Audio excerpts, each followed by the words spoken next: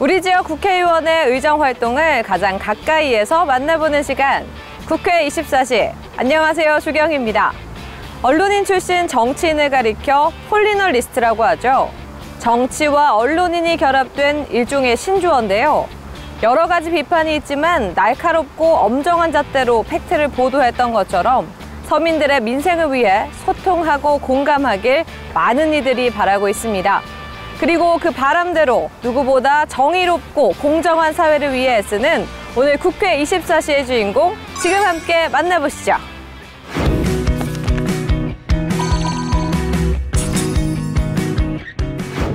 지난 2월 더불어민주당 최고위원회. 예, 이른바 출입처 입장을 대변하는 출입처 저널리즘. 이건 오래전부터 지적되어 온 문제입니다.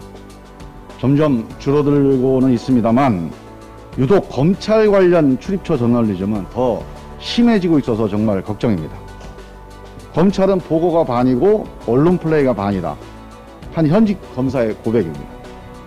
검찰의 언론 플레이도 문제지만 이를 그대로 받아주는 언론도 심각합니다. 그동안 검찰은 수사 동력 확보라는 명분으로 언론을 상대로 피의 사실을 흘리고 언론은 단독이라는 이름으로 사실 확인 없이 검찰발 보도를 내보내온 게 현실입니다. 현재 대한민국의 검찰과 언론의 관계가 정상적이라고 할 수가 없습니다. 한 외국 기자는 부처에서 특별한 발표가 있는 경우가 아니면 부처를 찾지 않는다. 기자들은 정부의 발표가 아니라 그 발표에 의해 국민들이 겪게 되는 결과를 취재하는 데 많은 시간을 써야 한다. 이렇게 얘기하면서 한국 언론의 출입처 저널리즘을 비판했습니다. 최근 검찰개혁 이슈를 계기로 검찰을 대변하는 편향적 보도에 대해 국민 불신이 높아지고 있습니다. 언론 스스로 신뢰 하락을 자초하는 것입니다. 검찰 편향 보도가 당장은 뉴스거리가 될지 모르겠으나 길게 보면 검찰은 물론이고 언론에 대한 불신을 차곡차곡 쌓아나가고 있다는 것을 다시 한번 심사숙고하시기를 당부드립니다. 이상입니다.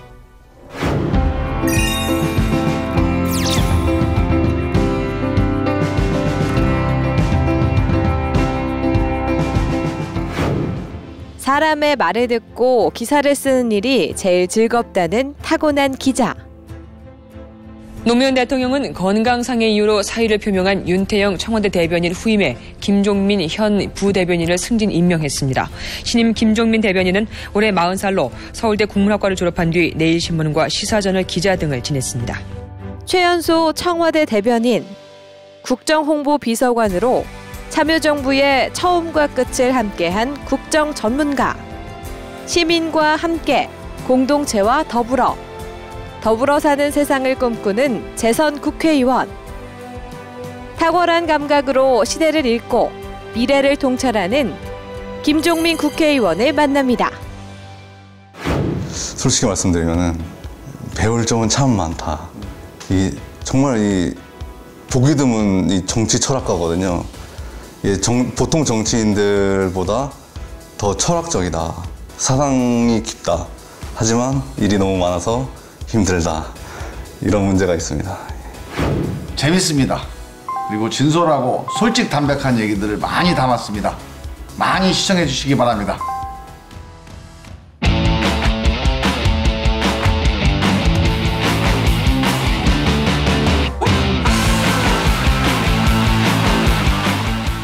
오늘 국회 24시의 주인공 김종민 의원님과 함께 하도록 하겠습니다. 의원님 안녕하십니까? 안녕하세요. 예. 네, 오늘 이렇게 국회 24시에 시간을 내주셨는데요. 먼저 감사드리겠고요. 예, 감사합니다. 네, 요즘 근황이 어떠십니까?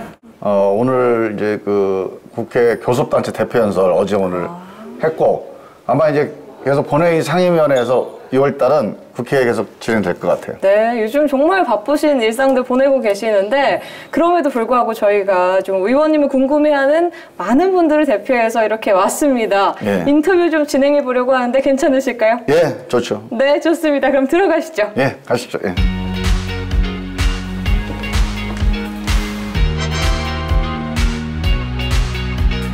의원님 코로나 시국인 만큼 먼저 손 소독부터 진행하도록 하겠습니다. 아, 예. 네.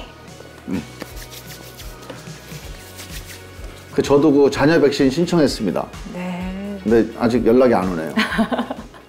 예, 충남 논산시 계룡시 금산군 국회의원 김종민입니다. 네, 의원님, 본격적인 토크에 들어가기 전에 의원님과 저의 이 토크합을 맞춰보는 간단한 초성 게임을 한번 진행해 볼까 하는데요. 제가 드리는 초성 제시어를 듣고 좀 생각나는 단어를 하나, 둘, 셋 하면 저와 동시에 외치시면 되겠습니다. 동시에? 네, 제가 하나, 둘, 셋 이렇게 카운트를 세도록 외쳐서 하겠습니다. 두 개 맞아야 되는 거네요? 그렇죠. 좋습니다. 그럼 첫 번째 어려운데요. 첫 번째 한번 해보도록 하겠습니다. 두 글자입니다. 네. 기역, 지읒. 기역, 하나, 기역, 지읒. 지읒. 하나, 기역, 지읒. 둘, 셋. 기자. 기자. 네. 아니, 살짝 늦었던 것 같은데 일단 네 넘어가도록 하겠습니다. 두 번째 키워드입니다. 초성이 어려워요, 이거. 어려워요. 네. 맞아요. 두 번째 키워드. 디귿, 비읍, 기역, 비읍. 디귿, 비읍, 이응입니다. 디귿, 비읍, 비읍, 이응. 이응. 하나, 둘, 셋. 대변인. 아, 네. 네, 쉽지 않네, 그거. 쉽지가 않죠. 네. 초성 그거 되게 어렵네. 네, 오늘 대화 굉장히 재밌을 걸로 제가 기대가 되는데요. 그럼 이제 본격적으로 토크 테마에 진행을 해보도록 하겠습니다. 저희가 아주 의원님과 관련된 키워드들을 좀 준비해 봤는데요. 네. 하나씩 뽑아서 저에게 주시면 관련된 이야기들 나눠보도록 하겠습니다. 이게 키워드인가요? 네. 풀어서 드리면 되죠? 네, 좋습니다. 첫 번째 키워드 거침없이 또 뽑아서 저에게 한번 주시죠. 운동권 출신 기자가 나왔습니다. 네. 의원님께서 이제 서울대 83학번이시면서 또 학창 시절부터 기자 생활을 하셨더라고요. 네. 그 언제냐면 중학교 2학년 때예요. 제가 중학교 2학년 때 교회를 다녔는데 교회에서 연말에 한번 이렇게 회지라고 하는 학생의 회지를 발간을 합니다. 그때 제가 언론계에 처음 발을 디딘 것 같아요. 중학교 2학년 때는 회지 만들었고 고등학교 올라가서는 학교에 이제 문예반을 하면서 학교 교지 편집 하는데 또 참여했었고요. 대학 가서는 또 학보사 편집장을 했고 또 이제 그 민주화 운동하면서는 또 뭐 민주화 운동 신문 또 만들다가 또 감옥도 가고. 제가 가는 데마다 그런 편집하는 거 또는 언론 출판하는 거에 다 관여를 했던 것 같아요. 아마 제가 이제 글 쓰는 것도 좋아하고 제가 또 전공도 국문학을 하고 그래서 언론 기자가 글 쓰는 직업이잖아요. 쓰는 직업이기 때문에 조금 더 끌렸던 거 아닌가 싶고 적성에 맞았던 것 같아요. 제가 다른 사람하고 얘기하는 걸 좋아하거든요. 네. 지금 우리 이렇게 대화하고 하는 거를 그리고 이제 그러니까 기자 생활을 하면서 제가 느낀 거는 이게 괜찮다. 물론 힘들기도 하죠. 마감 시간에 쫓겨야 되는데 근데 뭐 보람이라고 그럴까? 이게 참 좋다 이런 느낌이 들었던 거는 정말 다른 사람이 가지고 있는 그 소중한 생각을 돈을 안 주고 들을 수 있다는 거예요. 그 기자가 물어보면 다 얘기를 해주잖아요. 그렇죠. 저는 엄청난 특권이라고 생각했어요, 이거를. 너무 좋더라고요. 내가 궁금한 걸 물어보면 내가 묻지도 따지지도 않고 얘기를 해주는 거예요. 뭐 내가 특별히 무슨 그 사례금을 주는 것도 아닌데. 그러니까 사실 기자나 언론인은 엄청난 특권을 가지고 있는 겁니다. 맞습니다. 이 국민들이 행사하는 그런 권리를 대신 행사하는 그런 아주 특별한 권력을 가지고 있는 건데 그런 점에서 저는 기자라는 그 직업이 기자가 하는 일이 상당히 매력적이었어요. 의원님과 참 잘 맞는 직업이었군요. 네. 그렇다면 의원님께서 기자 생활 하실 때 가지고 계셨던 좀 소신이나 원칙 같은 게 또 있을까요? 기자 생활을 하다 보면 이제 하다 보면 느끼는 건데요. 정말 사람의 생각이라는 게 이 편향이라고 하는 게 무섭구나. 우리가 부부싸움에서 이제 부인 말 들어보면 정말 남편이 못된 사람 같잖아요. 근데 남편한테 또 물어보면 또 전혀 우리가 몰랐던 사실을 알게 되면서 이게 또 아니네 생각이 달라지죠. 똑같아요. 사실 기자 생활은 매일매일 그런 경험을 하는 겁니다. 내가 이 사람 얘기를 듣고 어느 말 잘하는 사람 얘기를 들어보면 정말 폭 빠질 때도 있죠. 이 사람을 믿을 때도 있죠. 근데 나중에 보니까 또 다른 시각이 있을 수 있잖아요. 그러면서 느끼는 게 우리 인간이 가지고 있는 불안전성. 그래서 제가 기자 생활하면서 그렇게 다양한 얘기들을 이제 듣고 생각하는 그런 훈련들을 한 게 정치에 큰 도움이 많이 됐어요. 정치하면서 중요한 게 내가 생각하는 소신, 뭐 내가 가지고 있는 신념대로 정치하는 거를 좋은 정치라고 사람들이 생각을 하는 경우도 있는데, 제가 겪어보니까 정치는 내가 생각한 것보다는 많은 사람들이, 그러니까 내가 대표하는 그 많은 사람들의 생각이 뭔지를 듣는 거. 다양한 생각을 흡수할 수 있는 능력, 이거 되게 중요해요. 다음 이야기 굉장히 궁금하니까요. 키워드 한번 뽑아주시죠. 네. 두 번째 키워드는 참여정부 만기 출소입니다. 상당히 재미있는 키워드가 나왔어요. 만기 출소, 무슨 의미일까요? 만기 출소는 아시죠? 무슨 뜻인지? 네, 알죠. 네. 만기 출소가 이제 우리 징역 가는 사람들한테는 정말 힘든 단어인데, 그 대통령 비서실에 대통령 취임식 날 들어가서 퇴임식 날 나온 거예요. 그러니까 만 5년을 꼬박 채우고 나왔습니다. 네. 5년을 이렇게 좀 쭉 이렇게 함께 일을 하시면서 또 굉장히 여러 직을 거치셨어요. 몇 가지나 되는 거죠? 근데 제가 처음에는 정무기획 이제 행정관으로 시작을 했다가, 그 다음에 이제 홍보기획 행정관을 하다가, 그 다음에 부대변인 하다가, 대변인 하다가, 그 다음에 이제 국정홍보비서관으로 끝냈어요. 네. 국정홍보비서관을 제일 오래 했는데 3년 정도 했거든요. 본격적으로 이제 활동을 한 거는 대변인이죠.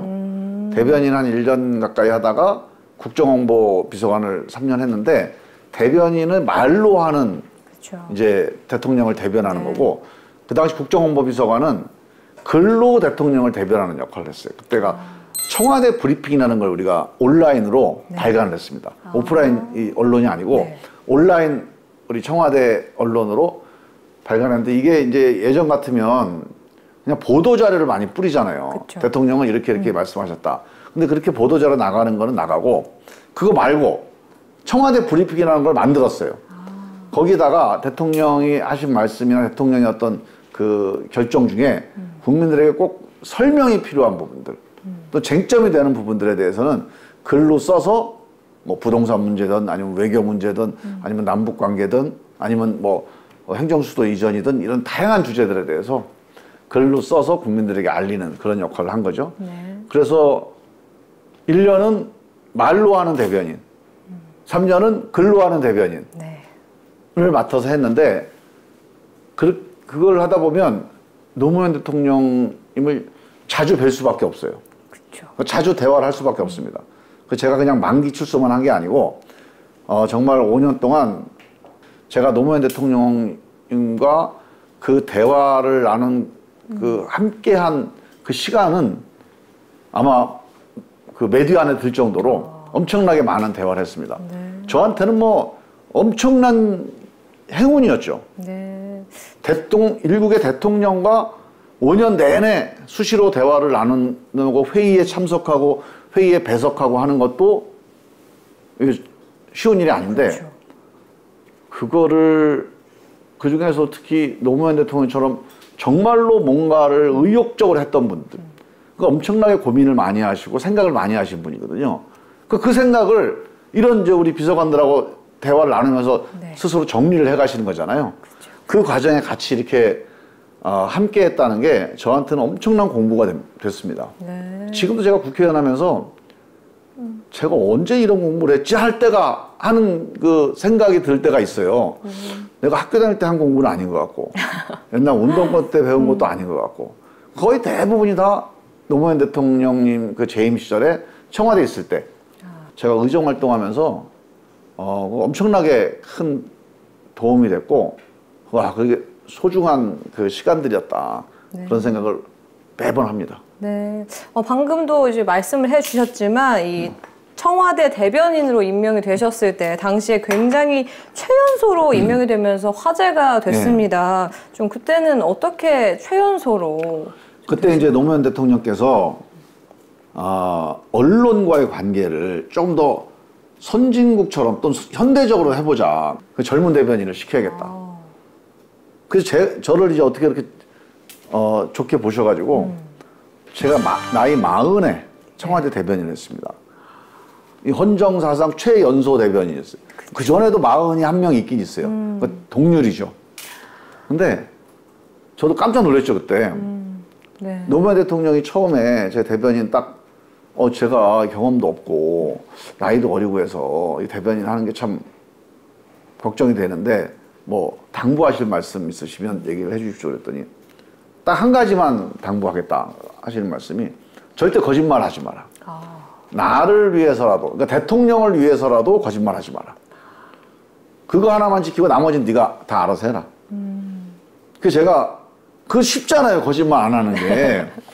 그 정도면 뭐 괜찮겠네. 근데요, 해보니까 그게 엄청 힘든 일이었어요. 왜냐하면 정말로 예를 들면 내가 아는데 모른다고 거짓말을 해야 넘어갈 거 아닙니까? 그쵸. 더 이상 안 물어볼 거 아니에요. 근데 안다고 그러면 아는데 대답 안 해준다고 그러면 둘 중에 하나입니다. 계속 괴롭히든지 아니면 저를 미워하든지. 둘 중에 하나일 거 아니에요. 그래서 말을 안 해야 돼, 그냥. 내가 알면 말을 안 해야 돼. 그렇죠. 비겁해지잖아요. 그렇죠. 그러니까 이런 과정들을 어떻게 헤쳐나가느냐 하는 게 순간순간 되게 이제 어려운 일들이었는데, 근데 지금도 어떻게 그걸 다 피해왔는지 상상이 안 가요. 기억이 안 나세요? 네. 근데 약간 그 대통령 말씀이 워낙 제가 인상적이어갖고 절대 거짓말하면 안 된다. 네. 그게 이제 아주 그 강박. 당시에 정말 많은 뭐 에피소드들이 있겠지만 그 중에서도 좀 가장 기억에 남으시는 에피소드가 있다면 또 한 가지만 알려주시죠. 엄청난 일들이 많았는데 그 중에서 예를 들면 그 이라크에 아르빌이라는 데가 있어요. 네. 우리 이라크 파병 장병들이 주둔하던 데거든요. 제가 이제 프랑스에 해외 순방을 갔는데 이제 대변인이 수행을 하잖아요. 그러니까 프랑스에서 이제 서울로 귀국하는 비행기에서 방향을 쿠웨이트 틀어가지고 아르비를 간 거예요. 근데 제가 대변인이잖아요. 네. 저한테도 비밀로 한 거예요. 그 비행기 타고 알았어요, 저도. 왜냐? 그래서 제가 엄청 항의를 했죠. 우리 의전 비서관하고 네. 우리 안보 관련 비서관들한테. 만약에 대변인한테 전날 얘기해주면 대변인이 너무 힘들었을 거다, 아마. 이걸 이라크를 가는 걸 알고 있으면 그 얘기를 못 하잖아요. 거짓말을 해야 되니까. 네. 그래서 반드시 대변인이 거짓말을 하게 돼 있다. 그러니까 아예 안 가르쳐줘야 거짓말을 안 한다. 일종의 배려였군요. 제가 거짓말을 안 하게 하기 위해서 좀 늦게 얘기했다고 그래서 대통령께서 이제 기자들 이렇게 그 비행기 좌석에 앉아있는 기자들을 찾아와가지고 이제 고생했다고 순방 가면서 고생했다고 하면서 그때 이제 농담으로 한마디 하신 거예요. 근데 이 비행기가 서울로 안 갑니다. 근데 서울로 안 간다고 이거 어디로 가는지 얘기를 안 해주는 거야. 그러니까 이 노무현 대통령이 약간 그런 좀 이게 약간 장난기가 좀 있어요. 그래서 사람들이 더 어디로 간다고 생각했냐면 평양 간다고 생각한 거예요. 서울로 안 가고 뭔가 빅 이벤트가 있구나. 그러면 혹시 남북 정상회담 아닌가. 서울로 안 간다 그러면 서울 아니면 우리는 평양이잖아요. 그렇죠. 그래서 한동안 평양 간다고 이제 쫙 그냥 비행기 안이 완전히 그냥 술렁거렸는데 뭐 그때는 기사를 쓸 수 없으니까 이제 타전은 안 됐는데 그래서 이제 조금 있다가 아르빌로 간다. 그래서 쿠웨이트에 내렸어요. 쿠웨이트에 내려서 이라크 아르빌까지 공군 비행기를 타고 갔는데 뭐 비행기도 타고 그다음에 그 찝차도 타고 그렇게 갔는데 지금 생각해 보면 그때는 뭣도 모르고 그냥 탔는데 그리고 뭐 경호원들도 있고 또 우리 군인들도 있고 하니까 별로 겁이 안 났잖아요. 근데 지금 생각해 보니까 엄청나게 위험한 여행이었습니다. 왜냐하면 그 비행기 가고 이 찝차가 가는 데가 거기가 다 교전 지역이었어요. 정말 기억에 남을 수밖에 없는 에피소드였는데 의원님의 이제 청와대 시절 이야기까지 이렇게 함께 들어봤는데요. 계속해서 세 번째 키워드 한번 보도록 하겠습니다. 세 번째 키워드에는 어떤 내용이 또 들어있을까요? 민주주의 2.0입니다. 지금은 정치 토론이 굉장히 활발하지만 이렇게 발전하기까지 민주주의 2.0의 역할이 굉장히 컸습니다. 민주주의 2.0 어떤 건지 소개 좀 해주시죠. 이것도 이제 노무현 대통령님과 연결되어 있는 건데요. 노무현 대통령께서 이제 2007년도에 이제 퇴임 준비를 하시면서 퇴임하고 나서 뭐를 할까 그 고민을 하시면서 이걸 한번 해보자라고 여러 가지 제안을 하셨어요. 네. 처음에는 출판사를 하자. 그래서 정문 씨 나중에 나가면 나랑 출판사 같이 하자. 나 좀 도와줘라. 뭐 그렇게 얘기를 하시더라고요. 좋습니다. 그리고 무슨 출판을 하시려고 그래요? 얘기를 막 한 몇 달 동안 했었는데 왜 출판사를 하시려고 그랬냐면 대통령께서 생각을 하시기를 대통령 5년 해보니까 대통령 권력도 별게 아니다. 대통령 한다고 해서 세상이 그렇게 크게 바뀌는 게 아니더라. 결국 사람의 생각이 바뀌어야, 국민들의 생각이 바뀌어야 세상이 바뀌는 건데 국민들의 생각을 바뀌게 하는 건 권력이 아니다. 생각을 바뀌게 하는 건 사람의 생각이다. 사람의 사상이다. 그 사람의 사상은 어떻게 전달되냐? 책 아니냐, 책.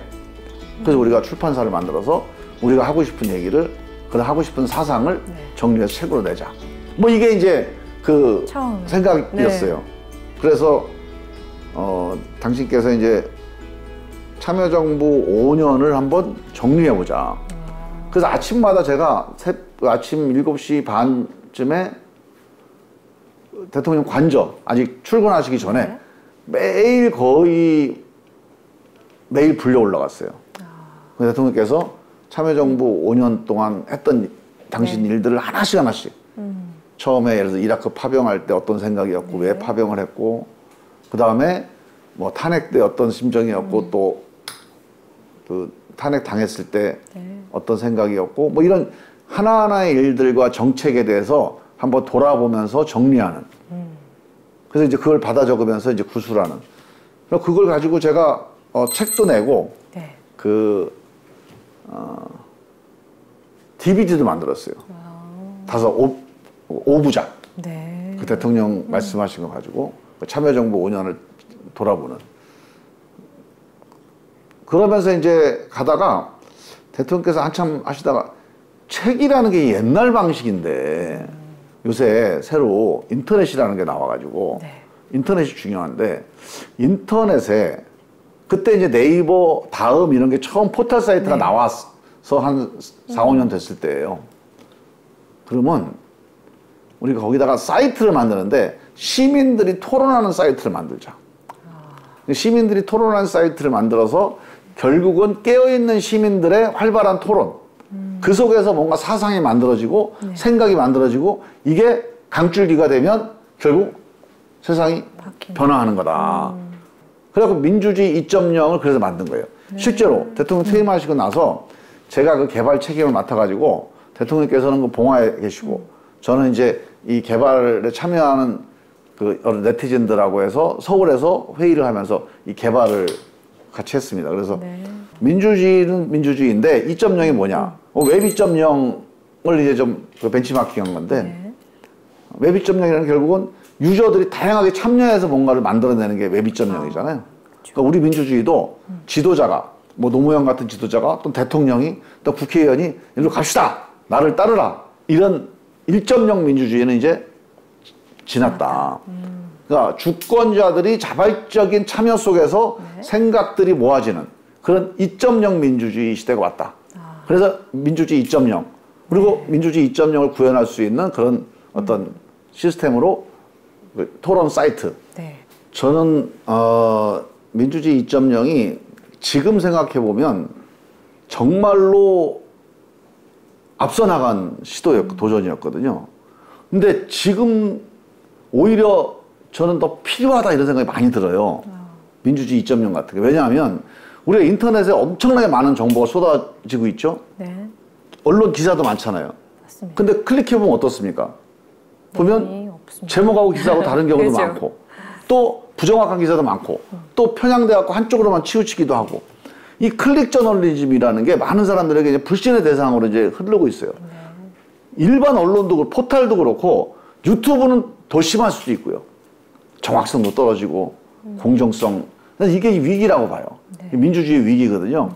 이 문제를 해결하는 건 결국은 정말로 시민들이 정확하고 공정하게 의견을 교환하는 그런 플랫폼이나 그런 사이트가 필요한 거죠.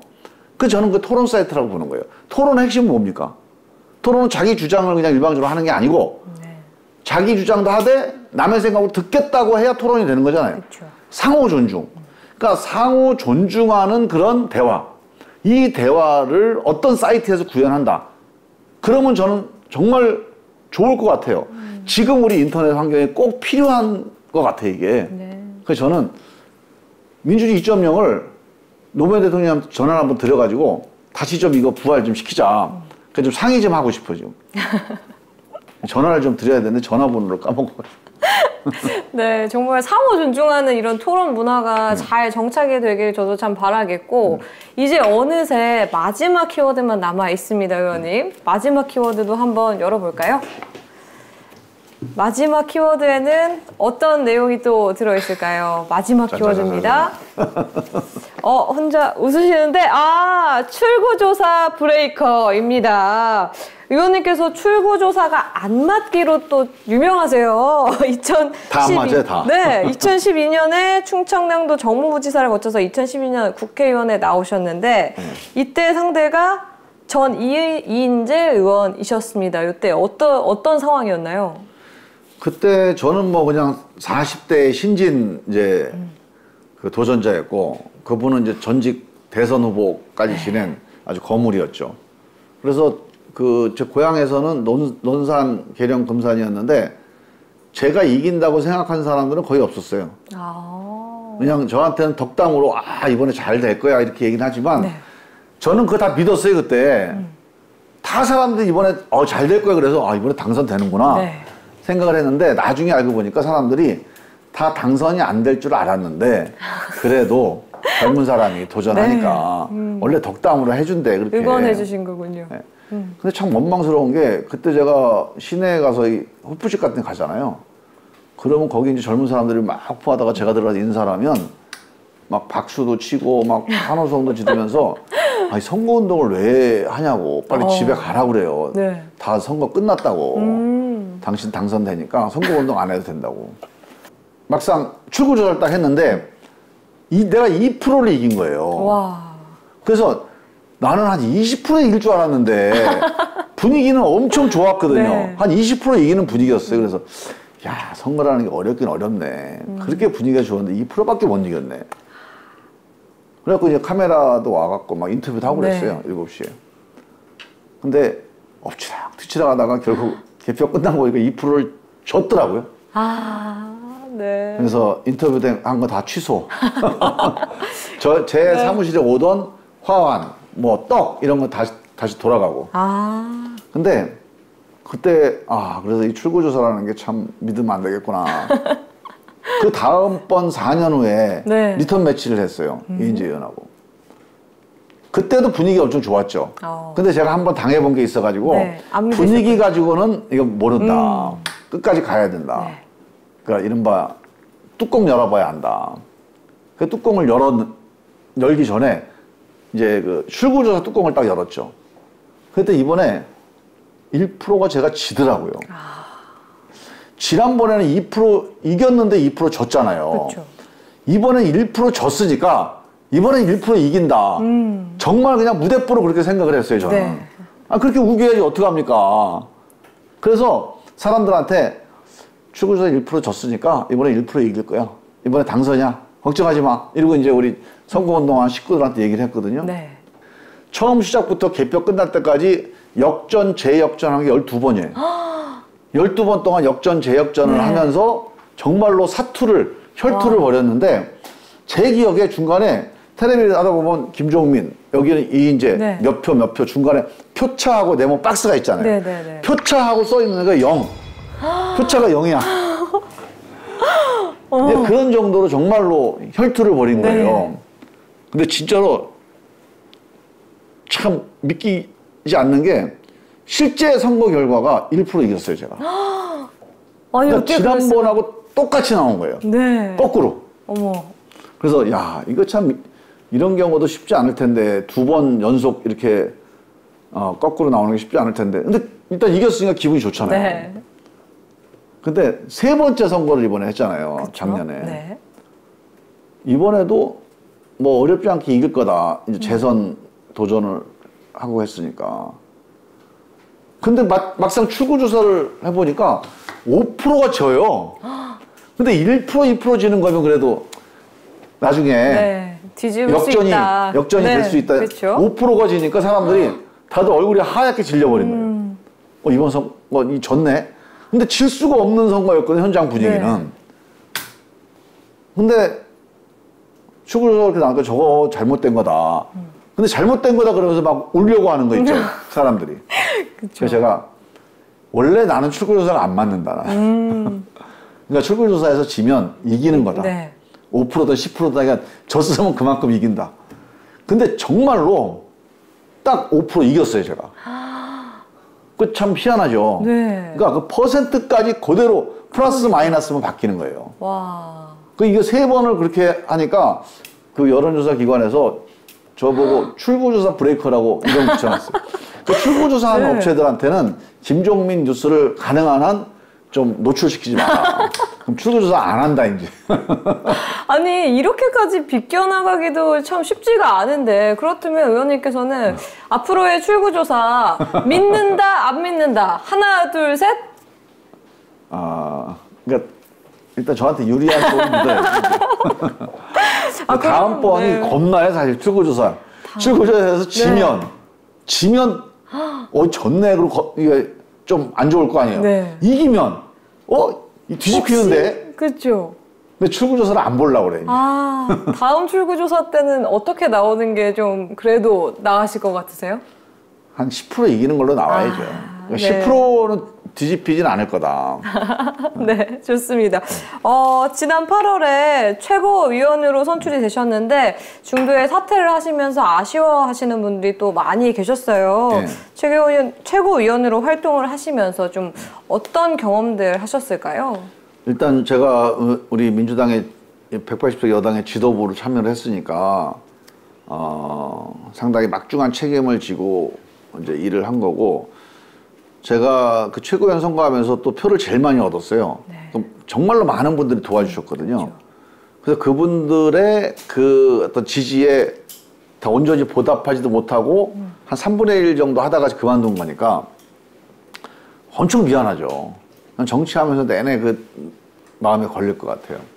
근데 정치라는 게 또 이번만 있는 건 아니니까 제가 어떤 식으로든지 다른 방식으로 다시 만회할 수 있는 또는 그 지지에 보답할 수 있는 기회가 있을 거다. 그리고 평상시에 이렇게 마음을 계속 다지고 있고요. 저는 이제 그 이번 선거에서 우리가 지면서 사실 지도부의 한 사람으로 그 8개월 동안 당을 이끌어오는 데서 상당히 이제 한계도 많았고 또 이제 돌이켜 볼 점이 많은데 결국 중요한 건 민주주의 같아요. 네. 사실은 해답이 쉽지가 않아요. 어떤 뭐 부동산 문제든 아니면 뭐 2030 문제든 아니면 뭐 우리 재난 코로나 문제든 백신 문제든 사실은 그때그때마다 상황이 많이 바뀌고 어떤 선택을 해야 되는지 정답이 딱 뭐다 이렇게 안 잡히는 경우가 많거든요. 근데 정답이 뭔지는 나중에 가면은 바뀔 수 있어요. 내가 알고 있는 정답하고 달라질 수도 있고. 근데 그게 중요한 게 아닌 것 같아요. 그러니까 내가 정답이든 아니든 어떤 선택을 했더라도 민주적인 과정을 통해서 선택을 하면 뒤탈이 없어요. 네. 근데 내가 요행이 해서 선거에서 이겼어요. 그리고 어떤 좋은 결과가 나왔어. 그렇다 하더라도 민주적이지 않은 결정을 하잖아요. 그러면 이게 나중에 쌓이고 이게 고름처럼 골마갖고 나중에 이게 병이 된다. 네. 저는 그걸 이번에 최고위원 절감을 했는데요. 근데 사실은 지도부에 올라가고 권한이 있는데 민주적으로 하는 게 쉬운 일이 아닙니다. 그쵸. 그래서 민주주의라고 하는 게 정말로 리더십이 필요한 겁니다. 그게 지도자예요. 자기한테 권력이 있고 권한이 있을 때 민주적으로 소통할 수 있는 사람. 이게 사실 민주적 리더십 핵심인 것 같아요. 그래서 제가 최고위원 하면서 사실 그거를 조금 더 잘했어야 된다는 생각을 하는데 그게 좀 아쉬움이 있고 다음에 제가 어떤 자리에 뭘 하든지 간에 이 민주적인 소통을 통해서 이런 절차와 과정, 나하고 다른 생각을 함께 듣고 토론하고 이런 과정을 거치는 것. 최종 결론도 중요하지만 이 과정이 엄청나게 중요하다 하는 거를 다시 한번 이제 확인했던 경험이었고요. 네, 의원님의 다음이 참 무척 기대가 되는데요. 이렇게 의원님과 좀 짬을 내서 인터뷰를 진행해 봤는데요. 잠시 보내드리고 다음 의정 활동도 저희 국회 24시가 함께 하도록 하겠습니다. 감사합니다.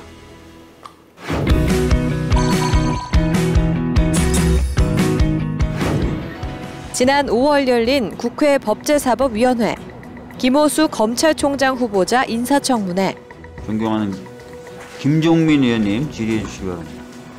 검찰총장이 수사 지휘를 하게 돼 있잖아요. 그렇습니다. 검사의 수사를 지휘하게 돼 있어요. 그러니까 수사 기소에 관해서는 검사가 자기가 독자적으로 법에 따라서 판단을 하고 업무 집행을 하는 게 원칙이죠. 독립관청 네. 성격이 있습니다. 그 독립관청이잖아요. 근데 그 독립관청의 행위에 대해서 조직의 상급자가 지휘를 해서 이건 기소해라, 이건 수사해라, 수사하지 마라 이렇게 지휘를 한다는 법적 권한을 준다는 게 좀 모순돼 보이지 않나요? 독립관청적인 성격이 지금 헌법, 형사소송법에 규정되어 있는 건 맞는데요. 근데 수사에 대해서 왜 지휘권을 줬느냐를 생각을 해봐야 됩니다. 수사라고 하는 게 엄청나게 재량이 많은 행위잖아요. 그렇습니다. 기본적으로 수사하는 담당자는 과욕을 갖게 될 수도 있고 감정을 갖게 될 수도 있고 정실이 개입될 수도 있고 예. 그래서 이 수사의 과잉을 막기 위해서 이 수사에 대한 지휘가 필요한 거죠. 그래서 원래 사법경찰관, 오히려 수사관의 수사는 검사가 사법통제를 하게 돼 있잖아요. 그렇습니다. 예. 근데 우리는 검사가 수사를 해요, 지금. 그 검사의 수사는 어떻게 할 거냐. 검사의 수사에 대한 사법통제가 필요한 겁니다. 왜? 모든 수사는 검사가 수사하더라도 그 사람이 아무리 법률 전문가라 하더라도 인간이 가지고 불완전성이 있잖아요. 그래서 기본적으로 수사가 월권을 하게 되고 과잉을 하게 되고 수사의 본래 목적을 벗어날 수 있으니 인권을 침해할 수 있으니 헌법을 위반할 수 있으니 이 문제에 대한 사법통제 장치를 총장한테 준 겁니다. 그 총장은 우리 자동차로 얘기하면 악셀레이터가 아니고 브레이크예요. 총장의 수사지휘권이라고 하는 거는 너 이거 수사해봐, 이거 더 세게, 이게 아니고 수사를 하는 데 있어서 이게 헌법을 위반하거나 인권을 침해하거나 과잉하거나 국민 신뢰를 저버리거나 하는 것들을 적발해서 막는 역할을 해줘야 되는데 최근 21대 국회의원으로 활동 중인 대전, 충남 지역 의원들을 중심으로 인터뷰가 있었습니다. 모두 충청권 지역 현안 해결을 가장 중요한 의정 활동으로 생각하고 있었는데요. 누구보다 초심을 잃지 않겠다고 강한 의지를 보여준 김종민 의원. 그는 지역사회를 위해 과연 어떤 노력을 하고 있을까요?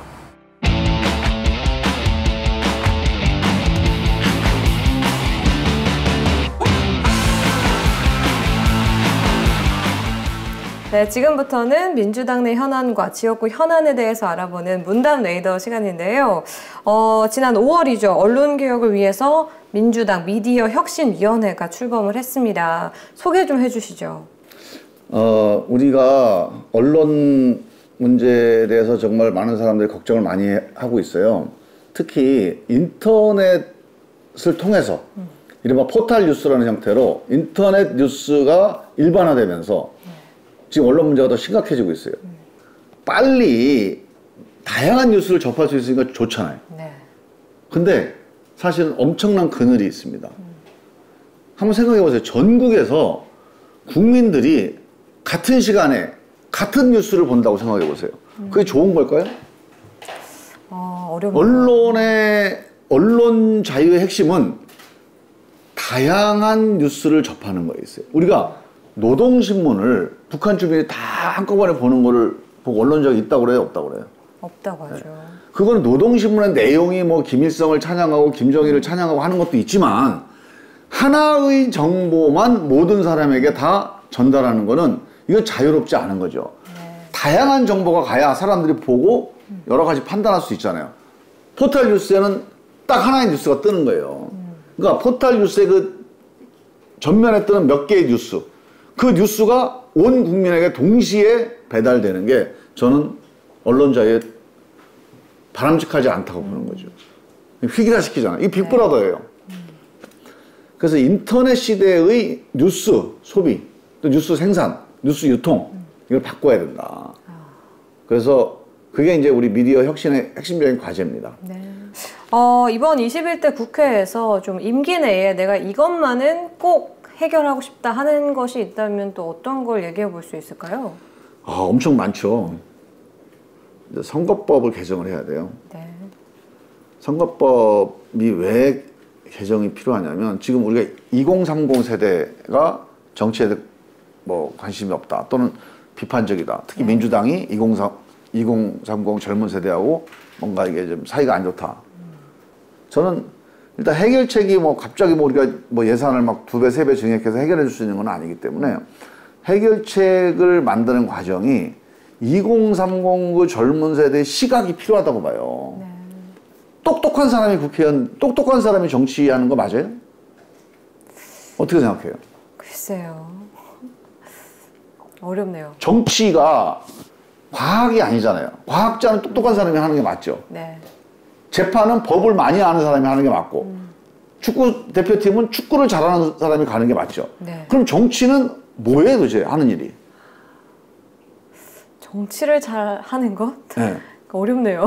정치는 국민을 대표하는 거잖아요. 국민을 대표하려면 어때야 됩니까? 국민하고 비슷해야 돼요. 국민을 대표하는 건 똑똑한 사람, 돈 많은 사람, 힘센 사람이 아니고 국민하고 비슷해야 대표할 수가 있어요. 그래야 국민들 사정을 잘 알고 국민들하고 마음이 비슷할 거 아닙니까? 국회의원 300명이 있는데 우리 국민들하고 닮아야 돼요. 국민을 닮은 국회가 돼야 돼요. 그러니까 20, 30대가 우리 국민들은 몇 프로입니까? 30%예요. 네. 그럼 국회 30%면 90명입니다. 90명이 20, 30대가 돼야 국민을 닮은 국회가 되는 거예요. 여성도 마찬가지고 뭐 노동자도 마찬가지고 우리 지역도 뭐 호남, 영남 다 마찬가지입니다. 우리 대한민국 전체 국민들이 골고루 다양하게 대표되는 국회. 그래서 선거제도를 바꿔서 네. 다양한 사람들, 왜? 국민이 다양하니까 국민을 대표하는 국회는 다양하게. 그러면 저는 국회에 대한 신뢰가 나아지고 그러면 의사결정이 훨씬 더 빨라질 거다. 그리고 좋은 결정이 내려질 거다. 네, 정말 열변을 토해 주셨는데요. 이번에는 지역구에 관한 이야기를 좀 나눠봐야 할 것 같아요. 네. 의원님의 지역구 소개를 좀 간단하게 해주시죠. 충남의 논산, 계룡, 금산. 논산은 다 아시다시피 육군 훈련소가 있는 네. 이제 안보도시고요. 계룡은 다 알다시피 계룡대가 있는 안보도시입니다. 네. 정말 대한민국 국방 수도라고 할 수 있는 데가 논산, 계룡이에요. 그리고 그 옆에 대둔산 넘어가면 금산이라는 데가 있습니다. 네. 금산하면 뭐가 떠오르시죠? 금산에 유명한 게 뭐가 있죠? 인삼? 네, 인삼. 네. 금산에서 인삼이 처음 시작했어요. 근데요, 금산이 참 희한한 게 금산에다가 뭘 심잖아요. 네. 그러면 인삼같이 약이 되는 것처럼 풀도 금산에다 심으면 약초가 돼요. 오. 그 인삼 약초가 전국적으로 제일 많이 집산하는 데가 금산입니다. 약간 땅이 기운이 있어요, 여기. 신비의 땅입니다. 네. 생명의 고장. 지역을 좀 변화하기 위해서는 네. 가장 시급한 점이 뭐라고 생각하실까요? 일단 제일 중요한 게 이제 지역 경제죠. 그리고 일자리. 왜냐하면 이제 농사만 져가지고는 먹고 살기 어렵잖아요. 네. 논산 같은 경우는 딸기 농사를 많이 짓는데 그것만 갖고는 지역 주민들이 힘들어요. 네.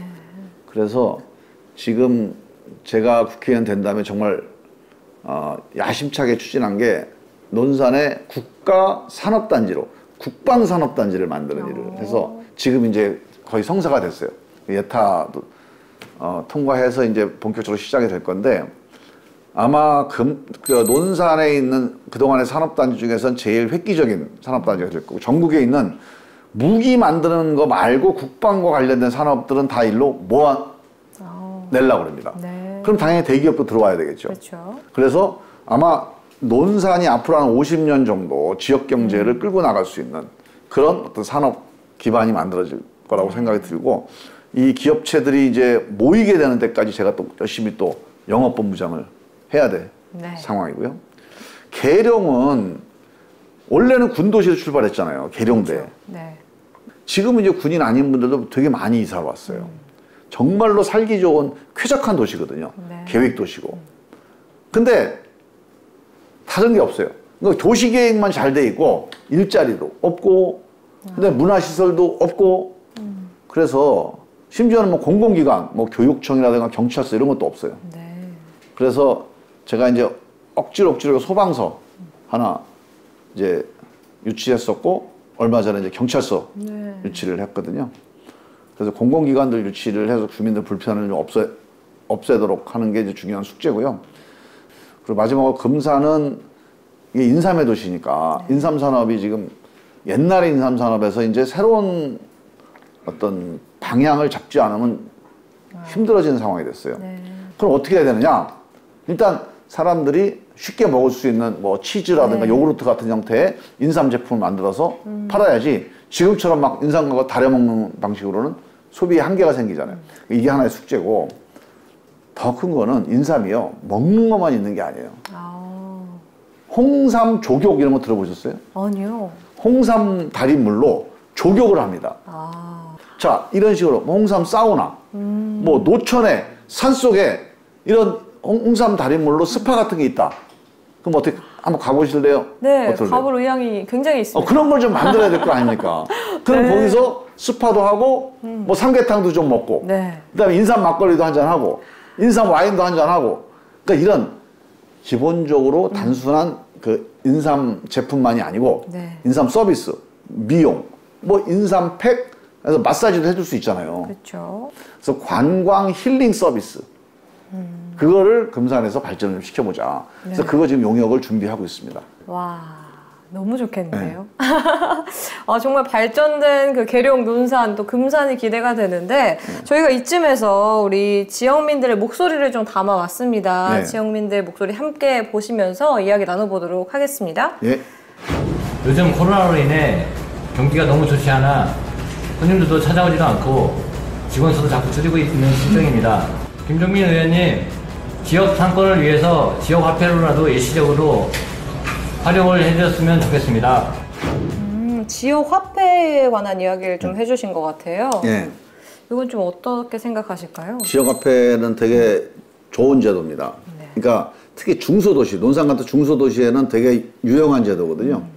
조금만 기다리시면 일단 마스크 벗고 정부가 좀 소비 좀 합시다, 우리. 그때 이 지역화폐를 좀 강력하게 조치를 좀 해야 된다, 이렇게 생각을 합니다. 네, 좋습니다. 그럼 마지막으로 목소리 들어보도록 하겠습니다. 일단 코로나로 인해 사장님들이 힘들어 일자리가 너무 없습니다. 학생들이 일할 수 있는 일자리를 조금만 더 이렇게 잘 해주셨으면 좋겠어요.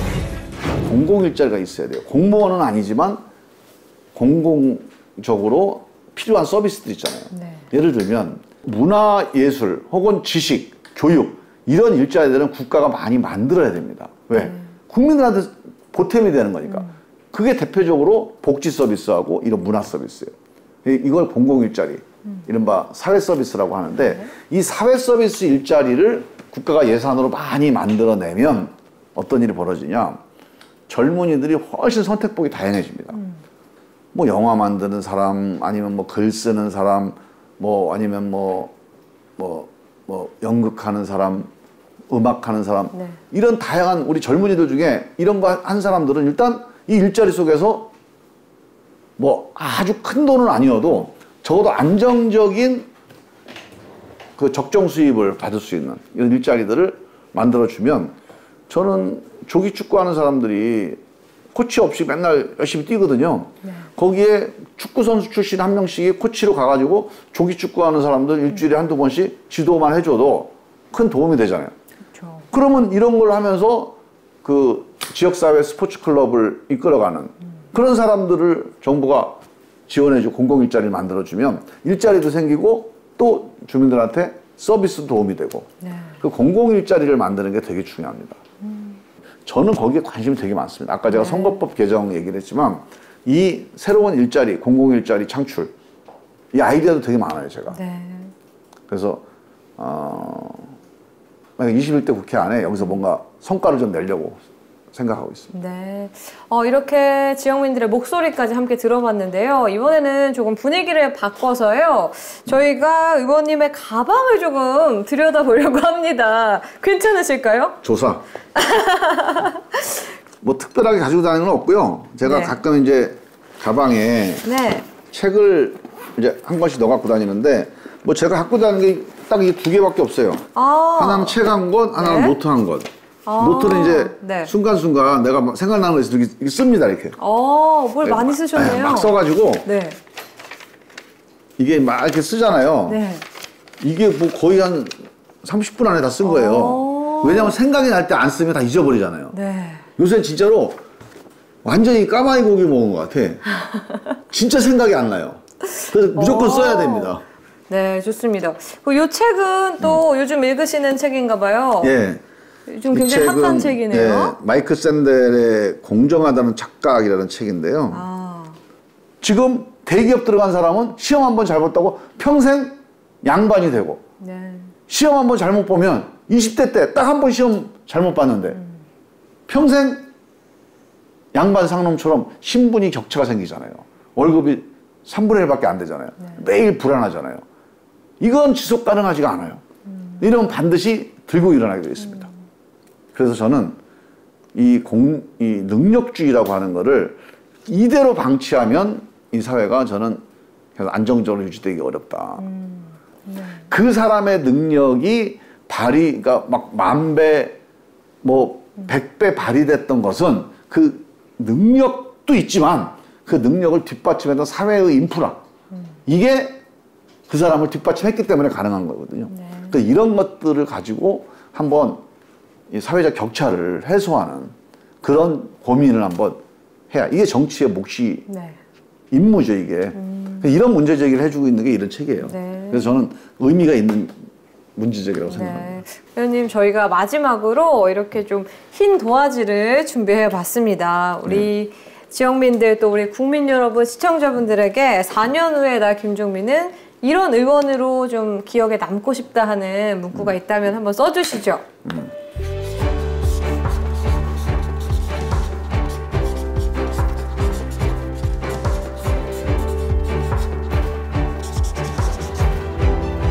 네, 한번 들어주실까요, 카메라에?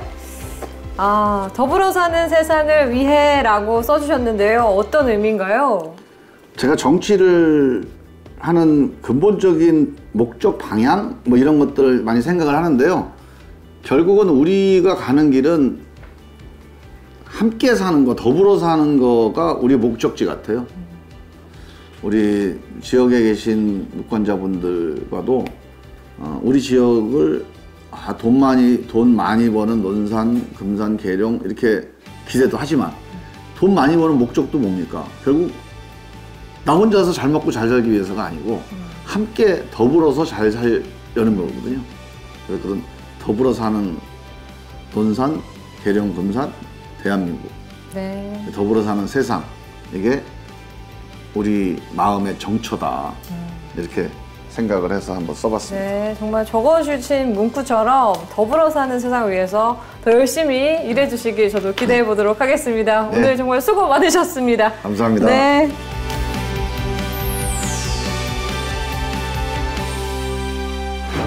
오늘 국회 24시 김종민 의원님과 함께했습니다. 의원님 오늘 긴 시간 함께해 주셨는데요. 어떠셨습니까? 아주 좋았습니다. 제가 진짜 어릴 때부터 한번 인생 한 바퀴 다시 이렇게 살고 온 것 같아요. 타임머신 타고 갔다 온 것 같아요. 저도 무척이나 즐거운 시간이었는데요. 앞으로의 의정활동 파이팅하는 의미로 함께 응원하는 의미로 파이팅 외치면서 마무리하도록 하겠습니다. 네. 더불어 사는 세상을 위하여 김종민 의원 파이팅!